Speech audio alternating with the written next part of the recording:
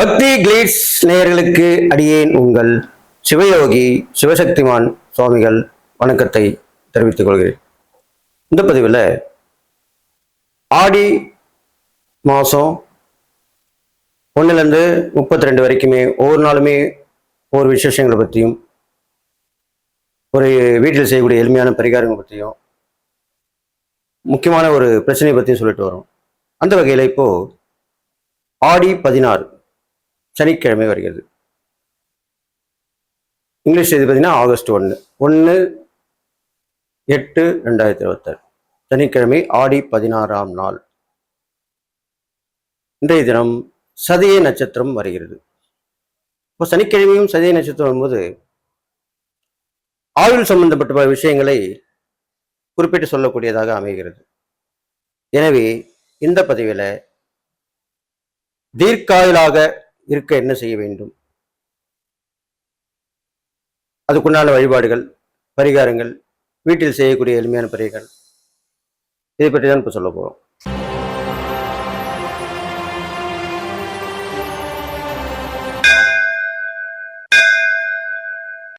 ஓம் குருப்யோ நம நற்பவி நற்பவி நற்பவி ஓம் காஞ்சிபாசாய வித்மகி சாந்தரூபாய தீமகி தன்னோ சந்திரசேகர பிரச்சோதயாத் மகளாமுகி வித்மகி சம்பேன் சஜமகி தன்னோ தேவி பிரச்சோதயாத். ஆடி 16ஆம் நாள் சனிக்கிழமை. இன்றைய தினம் சதய நட்சத்திரம் வந்தமைகிறது. பொதுவாக சதய நட்சத்திரம் என்பது ராகுக்குரியது. நவ கிரகங்களிலே ராகுக்குரிய நட்சத்திரமாக விளங்கப்படுகிறது. அது இல்லாமல் இந்த சதய நட்சத்திரத்துக்கு உண்டான அதிதேவதை சாட்சாத் யமதர்மராஜர் தான். சதய நட்சத்திரம் அதுக்கு அதிதேவதை. அப்ப என்ன பிரச்சனை சொல்லுது? சதயத்தில் பிறந்தவங்களுக்கு பொதுவாகவே ஆயுள் தீர்க்கம் உண்டாக்கும். அது இல்லாமல் கிரகங்களுடைய ஆதிக்கம், ஸ்தானபலன், அஷ்டமாதிபதி பலன், லக்னாதிபதி பலன் இதெல்லாம் பார்க்கும் பொழுது ஆயுள் தீர்க்கமாக இருக்கும் என்று சொல்லப்படுகிறது. சுபருடன் பார்வை ஏற்பட்டால், சுப கிரகம் பார்த்தால் ஆயுள் தீர்க்கமாக இருக்கும். அப்படி இல்லாத பட்சத்திலே என்ன செய்ய வேண்டும், அதுக்குதான் இந்த பதிவு. பொதுவாக எல்லாருக்குமே பிறப்பு இறப்புன்றது பொதுவான விஷயங்களாக கருதப்படுகிறது. வாழும் வாழ்க்கை தான் நம்மளுடைய ஒவ்வொருக்கும் வித்தியாசமா இருக்கும் வாழ்க்கை. அந்த வாழ்க்கை நல்லா அமையணும். அதை வாழ்வதற்கு நல்ல ஆயுள் வேணும், ஆரோக்கியத்தின் கூடிய ஆயுள் வேண்டும். அப்ப என்ன பண்ணலாம்? இப்ப இந்த சனிக்கிழமையிலும் அந்த சதய நட்சத்திரம் வருகின்றபடியால் நீங்கள் காலையிலே எழுந்து ஸ்நானம் செய்து, ஆணாக இருந்தாலும் பெண்ணாக இருந்தாலும், வீட்டிலே பூஜை அறை சுத்தம் செய்து, அதன் பிறகு ஆயுள் கொடுக்கக்கூடியவன் நவகிரகத்திலே சனி பகவான் தான். அந்த சனீஸ்வரர் பகவானுக்கு வாகனமாக இருக்கக்கூடியவர் யார்? சாட்சாத் காகம்தான். அந்த காகத்திற்கு அன்றைய இடம் அன்னமிட வேண்டும். சுடுசாதம் அல்லது நெய் சாதம். சுடுசாதம் என்றால் ரொம்ப சூடாக இருக்கக்கூடாது, சாப்பிட்ற பக்குவத்தில் இருக்கும். அல்லது தயிர் சாதம். இந்த சாதங்களிலே ஏதே ஒன்றை காகத்திற்கு வைத்து அதில் சிறிது கருப்பு எள்ளை கலந்து வைக்க வேண்டும். சனிக்கிழமை கருப்பு எள்ளை வைத்தாக்கால் நம்மளுடைய முன்னோருடைய ஆசீர்வாதம் கிடைக்கும். அவங்களுடைய ஆசீர்வாதம் கிடைச்சாலுமே நம்மளுக்கு கொஞ்சம் ஆயுள் கூடும். இது ஒரு வகையில் உண்டு. மாத்ரு பித்ருன்னு சொல்லக்கூடிய அந்த மாதா பிதாக்களுடைய ஆசீர்வாதம் கிடைத்தாலும் ஆயுள் கூடும். நாம் செய்யக்கூடிய புண்ணிய காரியங்களை பொறுத்தும் ஆயுள் கூடும். எல்லாமே இருக்கு, இல்லாம இல்லை. அதை நம்ம செய்யாம இருக்கோம், அதுதான் விஷயம். ஒரு ஜாதகத்துல இவ்வளவுதான் ஆயுள் இருக்குன்னா அதை வளரக்கூடிய, அதுக்கு தீர்க்காயுள் கொடுக்கக்கூடிய அம்சங்களும் இருக்கத்தான் செய்கிறது. அந்த வகையில இந்த காகத்துக்கு நம் எள் கலந்த சாதத்தை அன்னம் வைத்துவிட்டு அந்த ஆயுளை கொடுக்கக்கூடிய எல்லாம் வல்ல சிவபெருமான் அவர்தான் அழித்தல். பிரம்மா படைப்பார், விஷ்ணு காப்பார், சிவன் அழிப்பார். முக்தி கொடுக்கறது அவர் தான். தீய சக்திகளை அழிப்பதும் ஒருவருக்கு முக்தி கொடுப்பதும் சிவபெருமான் தான். அந்த சிவபெருமானை நினைத்து அன்றைய தினம் முழுவதுமே ஓம் நம சிவாயா, சிவாய நம, சிவ சிவ இப்படி சொல்லிக்கொண்டே இருக்கலாம். அன்றைய தினம் விரதமாக இருப்பது மிகவும் நல்லது. ஒருவேளை உணவு உண்ணாமல் இருப்பது நல்லது. சிவபெருமான் படம் குடும்பத்தோட இருந்து படத்தை வைத்து தூபதீபம் காட்டி நைவேத்தியங்கள் வைத்து வணங்க வேண்டும். அல்லது ஸ்ரீதாக லிங்கம் வைத்திருந்தால் வீட்டில் அதற்கு அபிஷேகம் செய்து நைவேத்தியம் செய்து வழிபட்டு வர வேண்டும். எல்லோரும் ஒன்று சேர்ந்து வழிபடணும், அதுதான் முக்கியமான விஷயம்.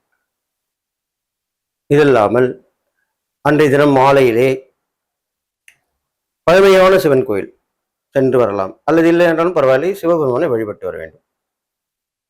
அன்றைய தினம் சிவனுக்கு மாலை 6 மணி அளவிலே மோட்ச தீபம் என்று சொல்லக்கூடிய வகையிலே பெரிய தீபம் போட வேண்டும். அகண்ட பெரிய விளக்கு. அகல்களுக்கு பார்த்தீங்கன்னா சின்ன சின்னதாக தான் இருக்கும். அந்த காலத்திலாம் இந்த சட்டி பானை செய்வாங்க. பானையில் தான் பொங்கல் வைப்பாங்க. அந்த பொங்கலுக்கு மண்பானைக்கு மூடி ஒன்று போடுவாங்க பாருங்க, அது பெருசா இருக்கும். அந்த அளவுக்கு அகல் இருக்கும். அது கேட்டாலும் சொல்லுவாங்க, கொடுப்பாங்க. அப்பேற்பட்ட அந்த அகல் விளக்கு வாங்கி கனமான திரி போட்டு நல்லெண்ணெய் தான் ஆயுளுக்கு உண்டானது. சனி பகவானுக்குரிய அந்த எள்ளிலிருந்து எடுக்கக்கூடிய நல்லெண்ணெய், சுத்தமான நல்லெண்ணெய், கலப்படம் இல்லாமல் இதை ஊற்றி முழுவதுமாக ஊற்றி அன்றைய தினம் மாலை வேளையில ஏற்றி வந்தால் ஆயுள் தீர்க்கமாகும். சிவபெருமானை நினைத்து வர வேண்டும்.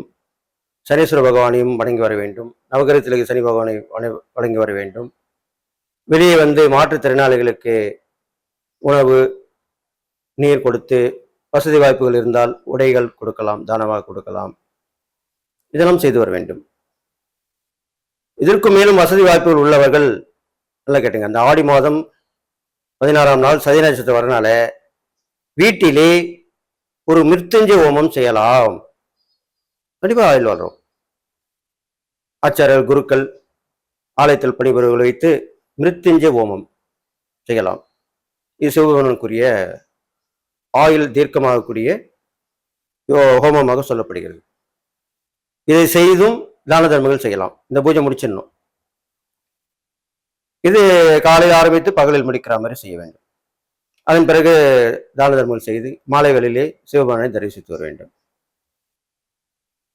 இதெல்லாம் தீர்க்காயுளை கொடுக்கக்கூடிய வகையிலே அமையும். ஏற்கனவே நான் சொல்லியிருக்கிறேன், இந்த பரிகாரங்கள் செய்யலாம், இந்த ஹோம பூஜைகள் செய்யலாம், தான தர்மங்கள் செய்யலாம். இது எல்லாவற்றுக்கும் மேலாக புண்ணிய காரியம் என்று சொல்லியிருக்கிறேன் அல்லவா? புண்ணிய காரியம் செய்தால் ரொம்ப பலன் கிடைக்கும். அதிலே ஆயுள் தீர்க்கமாகும். அது என்ன புண்ணிய காரியம்? நாம் மனமும் ஒருத்தருக்கு ஒரு பிரச்சனை இருக்கு, அதுக்கு நம்ம தெரிஞ்சு வச்சுக்கணும். முடியாத பிரச்சனையா இருக்கும், அப்படியே கண்ணை கட்டி காட்டுல விட்ட மாதிரி இருப்பாங்க. அதை உங்களால் முடிந்தால் செய்யலாம், இல்லைன்னா பல பேரோடு சேர்ந்து நீங்க செஞ்சுட்டு அதுக்கப்புறம் அவங்க கொடுத்தா வாங்கிக்கலாம், இல்லைன்னா விட்டுடலாம், ஒன்றும் பிரச்சனை இல்லை. அந்த விஷயத்தை செய்ய வேண்டும். அப்போ அது எவ்வளோ பெரிய புண்ணியம் தெரியுமா? மகராசம் வந்தாருப்பா, நான் என்ன பண்ண போறேன்னு தெரியாமல் தவிச்சிட்டு இருந்தேன், என் பிரச்சனை தீர்த்துட்டு போயிட்டாரு. அவருக்கு எப்படி நன்றி சொல்றதுன்னு தெரியல. அவர் நல்லா இருக்கணும் சொல்லுவாங்களா இல்லையா? கண்டிப்பாக சொல்லுவாங்க. இது கண்டிப்பாக உங்களுடைய ஆயுளை தீர்க்காயுளாக வளர்த்து விடும். இப்போ இவ்வளோ விஷயங்கள் பாருங்க. அந்த சனிக்கிழமையில சதி நட்சத்திரம் வரனால இதெல்லாம் பண்ணிட்டு வரணும். இது இல்லாமல் அன்றைய தினம்